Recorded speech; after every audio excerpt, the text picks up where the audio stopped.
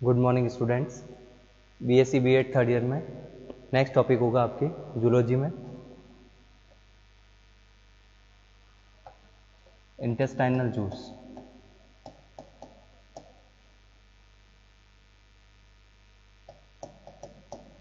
या जिसे कहा जाता है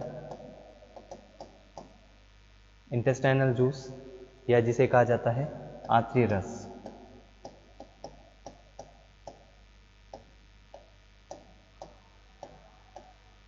इंटेस्टाइनल जूस या आंतरी रस जो कि इसके अंदर इंटेस्टाइन से सिक्रीट किया जाता है।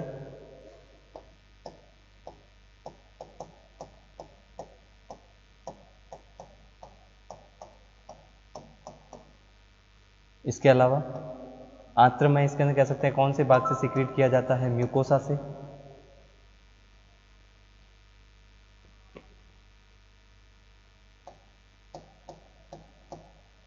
म्यूकोसा से सिक्रीट किया जाता है और म्यूकोसा में भी ग्लैंड्स या ग्रंथियों द्वारा।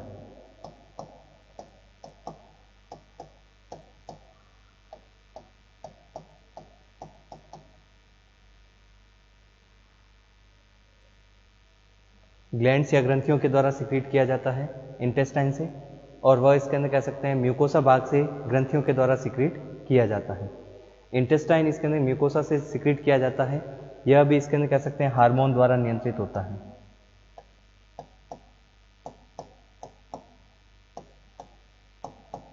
हार्मोन के द्वारा कंट्रोल होता है, क्योंकि यदि हार्मोन सिक्रीट नहीं होगा तो इसके अंदर आंतरिक रस का सिक्रीशन नहीं किया जा सकता है। इसके अलावा इंटेस्टाइनल जूस जो होता है इसके अंदर इसकी pH 8 होती है, सारी प्रकृति का होता है, एल्केलाइन नेचर।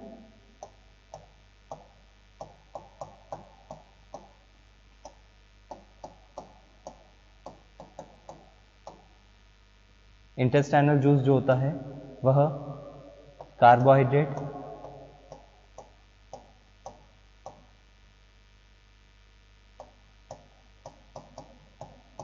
प्रोटीन और लिपिड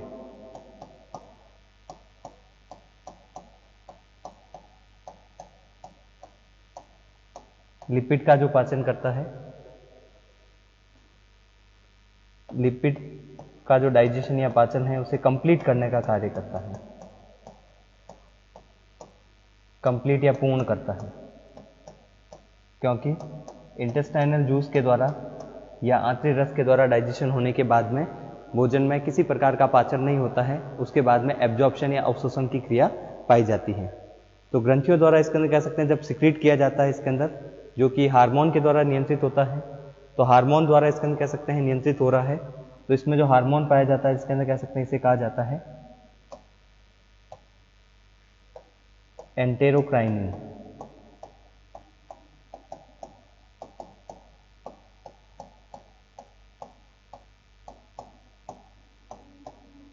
एंटेरोक्राइनिन जो हार्मोन है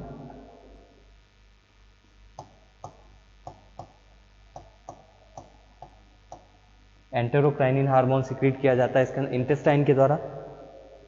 इंटेस्टाइन या आंत्र इसके अंदर कह सकते हैं सिक्रीट करती है एंटेरोक्राइनिन हार्मोन, और ये एंटेरोक्राइनिन जो हार्मोन होता है यह इसके अंदर इंटेस्टाइन में ग्लैंड्स या ग्रंथियों को इसके अंदर कह सकते हैं आंतरिक रस सिक्रीट करने के लिए प्रेरित करता है। एल्कलाइन प्रकृति का जूस इसके अंदर कह सकते हैं सिक्रीट किया जाता है। इसके अलावा इसके अंदर विभिन्न प्रकार के जो जैव अणु हैं इसका पाचन इसके अंदर कह सकते हैं कंप्लीट या पूर्ण करता है इंटेस्टाइनल जूस। नेक्स्ट हो सकता है इंटेस्टाइनल जूस या आंतरिक रस में इसके अंदर कह सकते हैं जैसे कौन कौन से एंजाइम्स पाए जाते हैं, कंपोजिशन क्या होता है।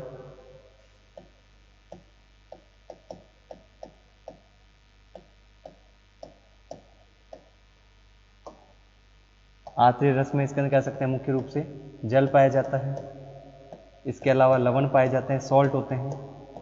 सॉल्ट कौन कौन से पाए जा सकते हैं, जैसे सोडियम, पोटेशियम, कैल्शियम और मैग्नीशियम के क्लोराइड पाए जा सकते हैं, फॉस्फेट हो सकते हैं। इसके अलावा इसके अंदर कह सकते हैं बाइकार्बोनेट पाए जा सकते हैं,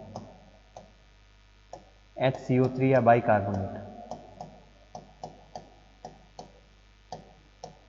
ये सॉल्ट या लवण पाए जाते हैं, जैसे मैग्नीशियम बाइकार्बोनेट या कैल्शियम बाइकार्बोनेट, सोडियम इसके अंदर बाइकार्बोनेट या पोटेशियम बाइकार्बोनेट या पोटेशियम फॉस्फेट, क्लोराइड इत्यादि इसके अंदर कह सकते हैं आत्रीय रस में पाए जाते हैं।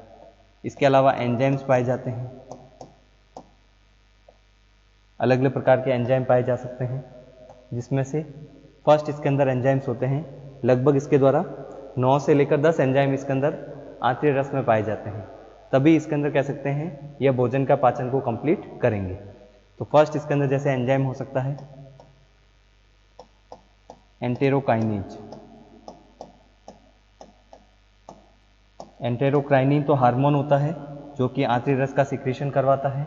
एंटेरोकाइनेज इसके अंदर कह सकते हैं एंजाइम होगा जो कि आंतरिक रस में पाया जाता है। ट्रिप्सिनोजन पर कार्य करता है एंटेरोकाइनेज, जो कि ट्रिप्सिनोजन को ट्रिप्सिन में बदलता है। और ट्रिप्सिन आपको बताया गया था इसके अंदर प्रोटीन के पाचन के लिए उपयोग में लाया जाता है। सेकेंड एंजाइम्स हो सकता है एंटेरोकाइनेज के बाद में अमीनोपेप्टाइडेज। अमीनोपेप्टाइडेज जो एंजाइम होता है ये इसके अंदर कह सकते हैं स्मॉलर छोटे पेप्टाइड पर, या जिसे कहा जाता है स्मॉल पेप्टाइड्स पर कार्य करता है। स्मॉल पेप्टाइड को डाइपेप्टाइड में तोड़ने का कार्य करता है। डाइपेप्टाइड में तोड़ने के लिए जो एंजाइम्स होता है इसके अंदर वह अमीनोपेप्टाइडेज होता है, और अमीनोपेप्टाइडेज एंजाइम इसके अंदर कह सकते हैं स्मॉल पेप्टाइड पर कार्य करता है और स्मॉल पेप्टाइड को डाइपेप्टाइड में तोड़ने का कार्य करता है। सेकेंड एंजाइम इसके अंदर कह सकते हैं अमीनोपेप्टाइडेज। थर्ड हो सकता है डाइपेप्टाइडेज, और डाइपेप्टाइडेज एंजाइम इसके अंदर कह सकते हैं किस पर कार्य करता है, डाइपेप्टाइड्स पर, और डाइपेप्टाइड्स को इसके अंदर तोड़ने का कार्य करता है मोनोपेप्टाइड में।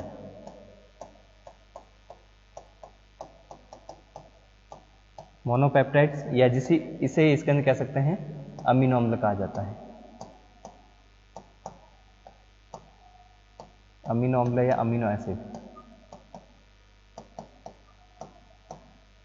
इस प्रकार इसके अंदर कह सकते हैं जैसे प्रोटीन का पाचन कंप्लीट होता है, क्योंकि प्रोटीन जो होते हैं इसमें पेप्सिनोजन के द्वारा इसके अंदर कह सकते हैं पेप्सिन इसके अंदर एंजाइम के द्वारा जो कि गैस्ट्रिक जूस में पाया जाता है प्रोटीज और पेप्टोन में परिवर्तित होता है, फिर इसे स्मॉलर पेप्टाइड में परिवर्तित किया जाता है। अमीनो पेप्टाइडेज स्मॉलर पेप्टाइड जो होते हैं उसको डाइपेप्टाइड में बदलता है, और डाइपेप्टाइड से डाइपेप्टाइडाइज एंजाइम कार्य करके इसे मोनोपेप्टाइड या अमीनो एसिड में चेंज करने का कार्य करता है।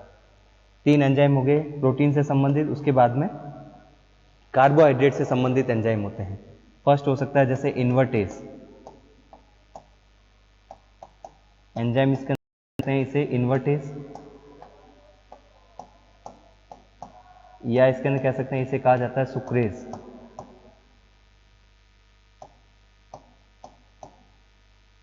और सुक्रेज एंजाइम जो होता है इसके अंदर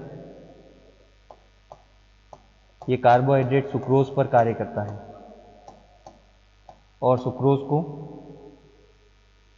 ग्लूकोज और एक मॉलिक्यूल इसके अंदर कह सकते हैं फ्रक्टोज में तोड़ता है। क्योंकि सुक्रोज डाइसैकेराइड होता है, इससे मोनोसैकेराइड का निर्माण होता है। तो मोनोसैकेराइड इसके अंदर कह सकते हैं 2 मोनोसैकेराइड मिलकर डाइसैकेराइड बनाते हैं, जैसे सुक्रोज है, लैक्टोज है, माल्टोज है। तो सुक्रोज को 2 भागों में जब तोड़ा जाता है तो 2 इसके अंदर मोनोसैकेराइड बनते हैं, एक तो ग्लूकोज और दूसरा फ्रक्टोज। फिफ्थ इसके अंदर एंजाइम हो सकता है जैसे लैक्टेज। लैक्टेज एंजाइम जो होता है इसके अंदर लैक्टोज पर कार्य करता है, ये भी डाइसैकेराइड है, और लैक्टोज को तोड़ने का कार्य करता है ग्लूकोज, और एक मॉलिक्यूल बनता है गैलेक्टोज का। गैलेक्टोज भी मोनोसैकेराइड होता है।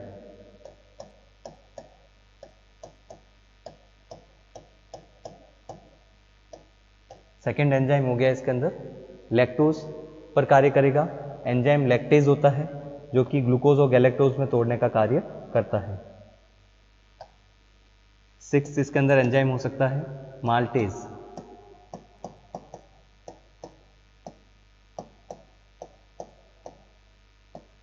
माल्टेज एंजाइम जो होता है इसके अंदर माल्टोज पर कार्य करता है और 2 ग्लूकोज के मॉलिक्यूल बनाता है। इसके द्वारा डाइसैकेराइड है माल्टोज, तो 2 ग्लूकोज मॉलिक्यूल से मिलकर बना हुआ होता है, और ग्लूकोज और गैलेक्टोज होता है तो वह इसके अंदर लैक्टोज का निर्माण कर सकता है वापस, और इसके अंदर कह सकते हैं ग्लूकोज और फ्रक्टोज होता है तो वह सुक्रोज का निर्माण करता है। लेकिन जब इसके एंजाइम पाए जाते हैं सुक्रेज, लैक्टेज और माल्टेज, तो उस इसके अंदर पर्टिकुलर डाइसैकेराइड को मोनोसैकेराइड में तोड़ने का कार्य करते हैं।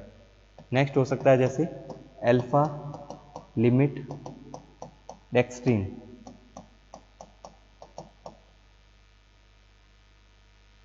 अल्फा लिमिट डेक्स्ट्रीन को इसके अंदर कह सकते हैं alpha limit dextrinase. Alpha limit dextrinase enzyme इसके अंदर कार्य करता है अल्फा लिमिट डेक्स्ट्रीन पर, और इसे तोड़ने का कार्य करता है ग्लूकोज मॉलिक्यूल में,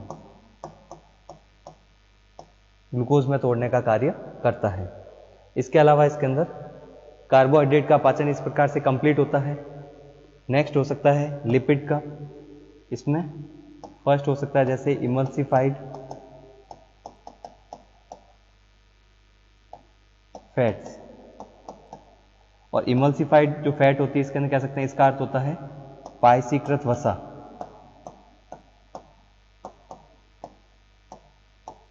और पायसीकरण जो किया जाता है किसके द्वारा, बाइल जूस के द्वारा किया जाता है। बड़े लिपिड मॉलिक्यूल को छोटे लिपिड की ड्रॉपलेट में तोड़ा जाता है। एंजाइम कौन सा होता है, लाइपेज, और लाइपेज एंजाइम के द्वारा इसके अंदर कह सकते हैं क्या बनता है, इमल्सिफाइड फैट होती है उस पर लाइपेज एंजाइम कार्य करता है और इसे फैटी एसिड या वसा अम्ल और ग्लिसरॉल में तोड़ने का कार्य करता है। नेक्स्ट फॉस्फोलिपिड यदि पाए जाते हैं, फॉस्फोलिपिड हमेशा कहां पर पाए जाते हैं, प्लाज्मा मेम्ब्रेन में। प्लाज्मा मेम्ब्रेन में जो लिपिड होते हैं इसके अंदर जो स्ट्रक्चर जैसे आपने इसमें देखा होगा प्लाज्मा मेम्ब्रेन में, इस प्रकार से इसके अंदर फॉस्फोलिपिड इसके अंदर मेम्ब्रेन का निर्माण करते हैं, इस प्रकार से पाए जाते हैं। तो ये लिपिड जो होते हैं इसके अंदर कह सकते हैं कौन से होते हैं, फॉस्फोलिपिड होते हैं, फॉस्फेट ग्रुप उसके साथ में पाया जाता है। फॉस्फोलिपिड होंगे तो एंजाइम कौन सा कार्य करता है, फॉस्फोलाइपेज,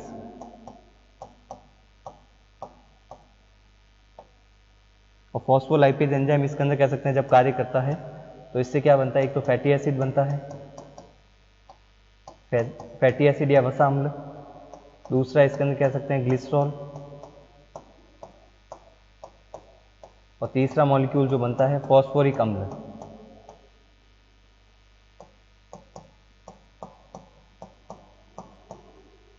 फॉस्फोरिक एसिड या फॉस्फोरिक अम्ल का निर्माण होता है। तो लाइपेज होता है तो लिपिड पर कार्य करता है, और फॉस्फोलाइपेज है तो फॉस्फोलिपिड पर कार्य करता है, जिसमें एक फॉस्फोरिक एसिड जो होता है इसके अंदर वह एक्स्ट्रा बनता है। इसमें ग्लिसरॉल और फैटी एसिड बनते हैं लाइपेज के द्वारा, और फॉस्फोलाइपेज होता है तो उसके द्वारा फॉस्फोरिक अम्ल एक एक्स्ट्रा इसके अंदर मॉलिक्यूल बनता है। फैटी एसिड और ग्लिसरॉल तो इसमें भी पाए जाते हैं। नेक्स्ट इसके अंदर जैसे हो सकता है न्यूक्लिक एसिड। न्यूक्लिक एसिड का डाइजेशन के लिए न्यूक्लियोटाइडेज एंजाइम होता है, और न्यूक्लियोटाइडेज एंजाइम जो होता है इसके अंदर किस पर कार्य करता है, न्यूक्लियोटाइडेज जो एंजाइम होता है वह कार्य करता है इसके अंदर न्यूक्लिक अम्ल पर,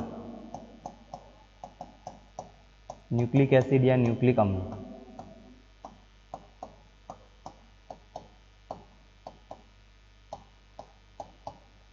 और न्यूक्लिक अम्ल पर जब इसके अंदर कह सकते हैं न्यूक्लियोटाइडेज कार्य करता है तो इसे न्यूक्लियोटाइडेज में बदलता है। न्यूक्लियोटाइडेज जो होता है न्यूक्लियोटाइड्स में बदलता है। न्यूक्लिक एसिड को न्यूक्लियोटाइड्स में बदलने का कार्य किया जाता है न्यूक्लियोटाइडेज एंजाइम के द्वारा। नेक्स्ट हो सकता है एंजाइम 11, लास्ट जो एंजाइम होता है न्यूक्लियोसाइडेज, न्यूक्लियोसाइड पर कार्य करता है। किस पर कार्य करेगा, न्यूक्लियोसाइड, और एंजाइम का नाम होता है न्यूक्लियोसाइडेज। न्यूक्लियोसाइडेज। और न्यूक्लियोसाइड क्या होते हैं? नाइट्रोजन शर्करा और सुगर, या जिसे कहा जाता है राइबोज, और या आरएनए होता है तो उसमें राइबोज शुगर पाई जाती है, और डीएनए होता है तो उसमें डीऑक्सीराइबोज शुगर पाई जाती है। उससे मिलकर बना हुआ जो कंपाउंड होता है, जब इसको तोड़ा जाएगा तो इसके अंदर एक तो नाइट्रोजन क्षारक बनेगा, एडिनिन, थाइमिन, इसके अलावा गुआनिन, साइटोसिन, प्लस इसके अंदर साथ में शर्करा बनती है। और शर्करा इसका आरएनए है तो उसमें यूरेसिल भी पाया जा सकता है, या इसके अंदर शर्करा जो पाई जाती है कौन कौन सी हो सकती है? या तो डीऑक्सी, या इसके अंदर कह सकते हैं राइबोज शुगर हो सकती है, या इसके अंदर कह सकते हैं आरएनए है तो उसमें राइबोज शुगर हो सकती है, डीऑक्सी नहीं होती है। राइबोज शुगर या राइबोज शर्करा, ये डिफरेंट एंजाइम इसके अंदर कह सकते हैं इंटेस्टाइन में जो पाए जाते हैं। न्यूक्लिक अम्ल, इसके अलावा प्रोटीन, कार्बोहाइड्रेट और लिपिड को इसके अंदर कह सकते हैं ऐसे मॉलिक्यूल में तोड़ते हैं। तो इस प्रकार जब इसके अंदर कह सकते हैं डाइजेशन या पाचन की क्रिया पाई जाती है, जिसे केमिकल डाइजेशन कहा जाता है, जो कि इसके अंदर भोजन का पाचन करते हैं। पाचन के बाद में इसके अंदर भोजन का सीधा अवशोषण होता है, एब्जॉर्प्शन होता है। और अवशोषण का अर्थ ये होता है कि इसे आंत्र से भोजन को ब्लड में भेजा जाता है। जैसे कार्बोहाइड्रेट है तो सबसे अंत में क्या बनता है? ग्लूकोज बनता है, गैलेक्टोज बनता है, फ्रक्टोज बनता है। इसके अलावा प्रोटीन है तो उसे अमीनो एसिड बनता है, लिपिड है तो फैटी एसिड और ग्लिसरॉल बनता है। तो इंटेस्टाइन या आंत्र से, क्योंकि आंतरिक रस के द्वारा इसके अंदर पाचन की क्रिया अभी जैसे आपको बताई इंटेस्टाइन में होती है, आंत्र में पाई जाती है।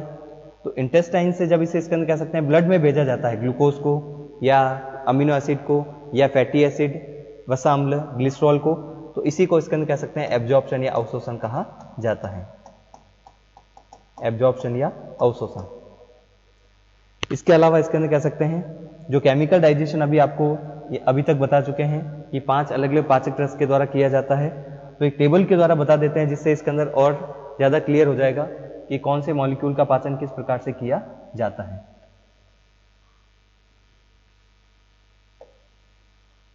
फर्स्ट इसके अंदर जैसे कार्बोहाइड्रेट,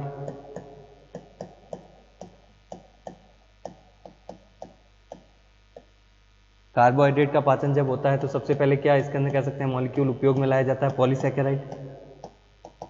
और पॉलीसैकेराइड जैसे इसके अंदर स्टार्च हो सकती है। इसका डाइजेशन किसके द्वारा किया जाता है? एमाइलेज के द्वारा। और एमाइलेज आपको बताया गया था कहाँ पर पाया जाता है? एक तो सलाइवा में, लार में पाया जाता है, और दूसरा पैनक्रेटिक जूस में।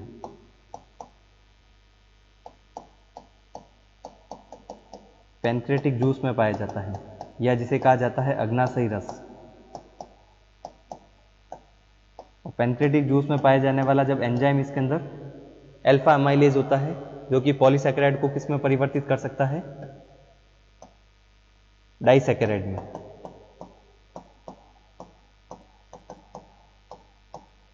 और डाइसैकेराइड में कौन कौन से मॉलिक्यूल जैसे बनते हैं आपको बताए गए थे? माल्टोज, माल्टोट्राइओज, सुक्रोज, इसके अलावा इसके अंदर कह सकते हैं लैक्टोज। तो डाइसैकेराइड जो होते हैं इसके अंदर उस पर एंजाइम कार्य करता है, फिर माल्टेज, सुक्रेज, लैक्टेज। तो किस अणु का निर्माण होता है? मोनोसैकेराइड का।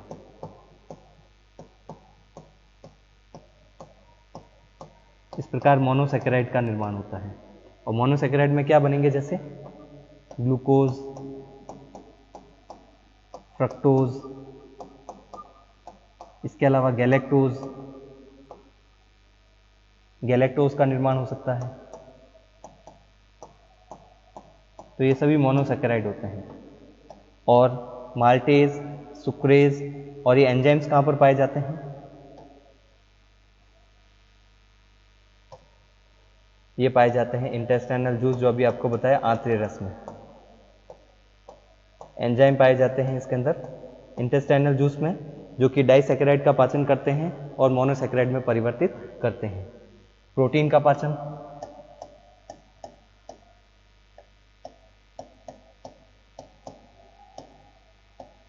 प्रोटीन का जब डाइजेशन होता है तो इससे कौन से मॉलिक्यूल बन सकते हैं? जैसे प्रोटीन का पाचन होता है तो सबसे पहले प्रोटीन मॉलिक्यूल इसके अंदर जो होता है उसका उपयोग किया जाता है, और प्रोटीन को सबसे पहले इसके अंदर कह सकते हैं डाइजेशन कहाँ पर होता है? जठर रस में, गैस्ट्रिक जूस में। और गैस्ट्रिक जूस कहाँ पर पाया? इसके अंदर कह सकते हैं स्टोमच में। गैस्ट्रिक जूस के द्वारा पाचन होता है क्योंकि गैस्ट्रिक जूस में पेप्सिन एंजाइम होता है, और इसे किस में तोड़ा जाता है? प्रोटीएज प्लस पेप्टोन्स में। प्रोटीएज और पेप्टोन्स में तोड़ा जाता है, जिस पर इसके अंदर एंजाइम कार्य करता है ट्रिप्सिन और काइमोट्रिप्सिन, दो एंजाइम कार्य करते हैं। और ये एंजाइम कहाँ पर पाया जाता है? ट्रिप्सिन और काइमोट्रिप्सिन अग्नाशयी रस में। इंटेस्टाइनल जूस से पहले आपको बताया गया था पैनक्रेटिक जूस। इंटेस्टाइनल जूस इसके अंदर जो पाया जाता है वह भी इसके अंदर आंत्र में सिक्रीट होता है, और पैनक्रियाज के द्वारा सिक्रीट होने वाला पैनक्रेटिक जूस भी इंटेस्टाइन में सिक्रीट होता है। तो अग्नाशय के द्वारा सिक्रीट होने वाले पाचक रस में इसके अंदर ट्रिप्सिन और काइमोट्रिप्सिन पाए जाते हैं, जो कि इसके अंदर कह सकते हैं प्रोटीज और पेप्टोन को स्मॉल पेप्टाइड में तोड़ते हैं, या जिसे कहा जाता है ट्राइपेप्टाइड में तोड़ते हैं।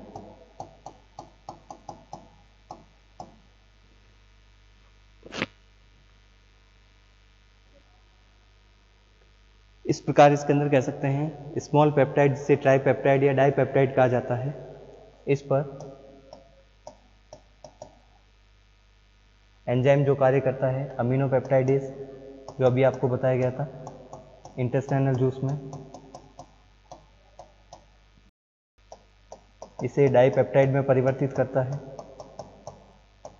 और डाइपेप्टाइड से बनता है अमीनो एसिड या अमीनो अम्ल।